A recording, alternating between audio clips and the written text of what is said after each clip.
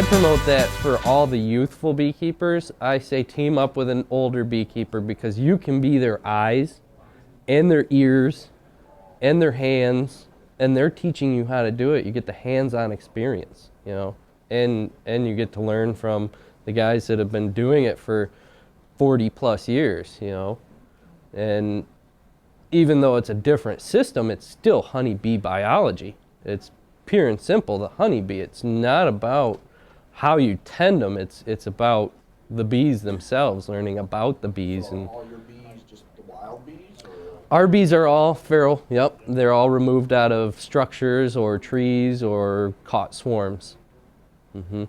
We have, all of our hives have a diverse amount of, or a diverse species of bees in it.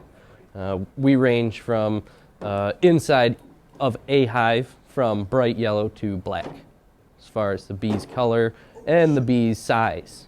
I mean, their size range from really small to almost the size of a normal Italian drone for the workers. So we've got quite a diverse population in our hives as far as the species of bee.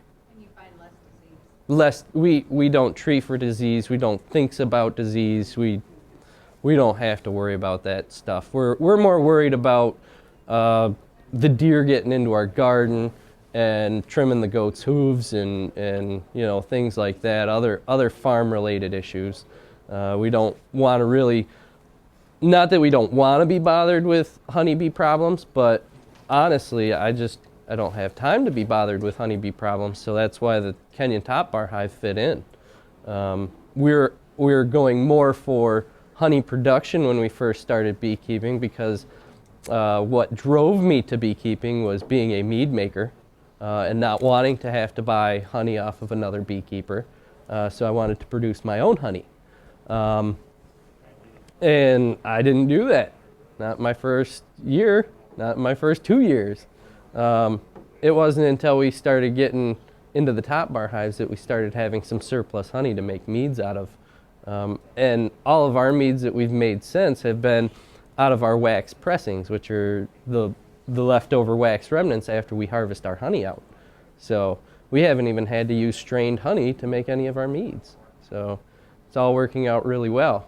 And since we are on a sustainable farm now, we have more things to worry about than just the bees. So that's where the top bar hive really came in handy, because we don't have to worry about it.